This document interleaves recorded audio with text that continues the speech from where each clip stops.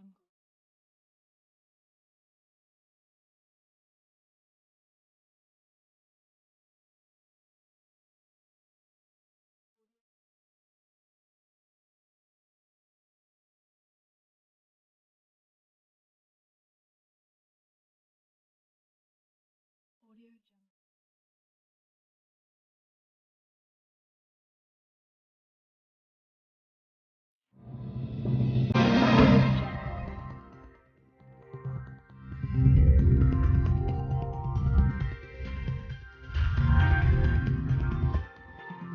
Audio Jungle. Audio Jungle.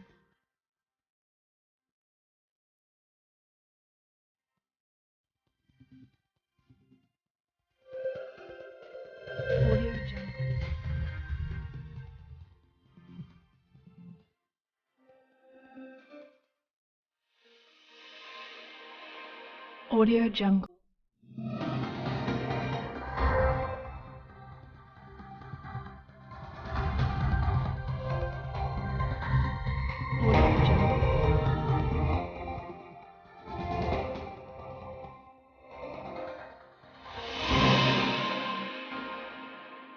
Audio.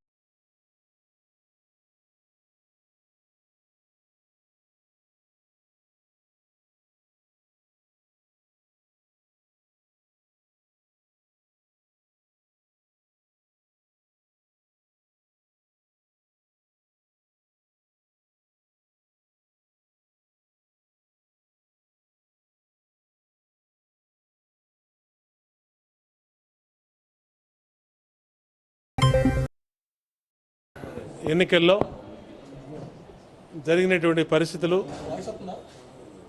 మేమందరం కూడా Telugu Desam party శాసనసభ్యులుగా మరి 2014-19 మధ్య పనిచేయటం, మొన్న ఎన్నికల్లో స్వల్ప తేడాలతో ఓడిపోవటం, మరి రాష్ట్రంలోని 13 జిల్లాల్లోని కాపు సామాజిక వర్గానికి చెందినటువంటి ఓటమి పాలైనటువంటి నాయకులందరూ కూడా మొన్న కాకినాడలో మొట్టమొదటి సమావేశం తోట త్రిమూర్తులు గారి ఆధ్వర్యంలో ఆ రోజున అక్కడ సమావేశం అవడం జరిగింది.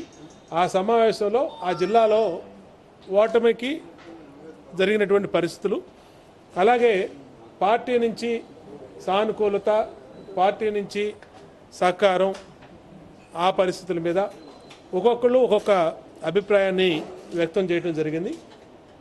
ఇవన్నీ కూడా మా నాయకుడు పార్టీ అధ్యక్షులు చంద్రబాబు గారి దృష్టికి తీసుకెళ్లాలని చెప్పి ఆ రోజున అందరూ సమిష్టిగా తీసుకెళ్లాలని చెప్పి ఆ రోజున నిర్ణయించుకున్నాం.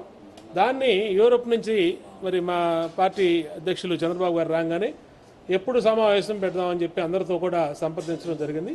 సోమవారం నాడు సాయంత్రం 1వ తారీఖు నాడు, జూలై 1వ తారీఖు నాడు 5ంటికి ఉండవల్లిలోని ఇంటి దగ్గర మరి ఆయన సమయం ఇవ్వటం, అందరం కూర్చొని మాట్లాడుకుందామని చెప్పి అనుకోవటం.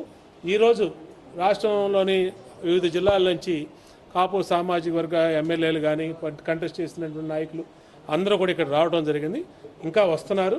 అందరం కలిసి సాయంత్రం 5 గంటలకి మరి మా అధినేత చంద్రబాబు గారితో మాట్లాడిన తర్వాత వివిధ జిల్లాల్లోని పరిస్థితులు, దాన్ని రేపు భవిష్యత్తులో ఏ విధంగా అధిగమించాలి, ఏ విధంగా మళ్ళా ముందుకెళ్ళాలి అనేది పూర్తిగా మరి మా అధ్యక్షుడితో సమావేశం అవడం జరుగుద్ది.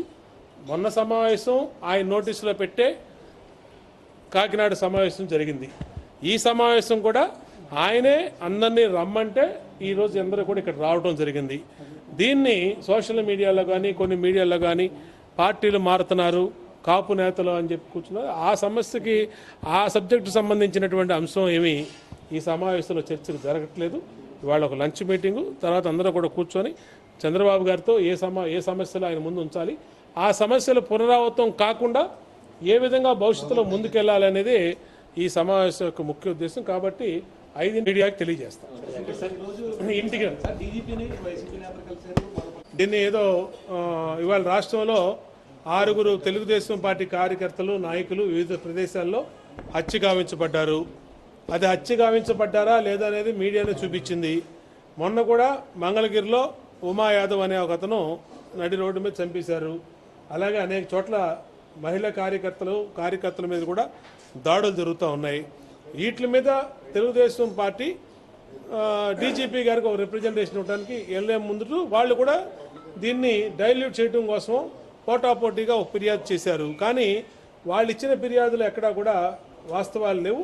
తెలుగుదేశం పార్టీ కార్యకర్తలు మాత్రం ప్రాణాలు పోయినటువంటి విషయం అది మీడియా చూపించింది. ఇప్పటికీ వాస్తవాలు ఉన్నాయి, కేసులు దర్యాప్తు జరుగుతున్నాయి. కాబట్టి ఇలాంటి పోటాపోటీగా ఇవ్వటం కాకుండా పోలీసులు ప్రభుత్వాలు ఏమైనా ఉండొచ్చు, నిష్పక్షపాతంగా ఉండి పోలీసులు జరిగినటువంటి చర్యలు హత్యల మీద చర్యలు తీసుకోవటం, భవిష్యత్తులో ఇలాంటి హత్యలు దాడులు జరగకుండా చూడాల్సిన బాధ్యత పోలీసుల మీద ఉంది. కాబట్టి పోలీసులు తెలియజేయడం కోసమే ఇవాళ డీజీపీ గారిని కలవడం జరిగింది.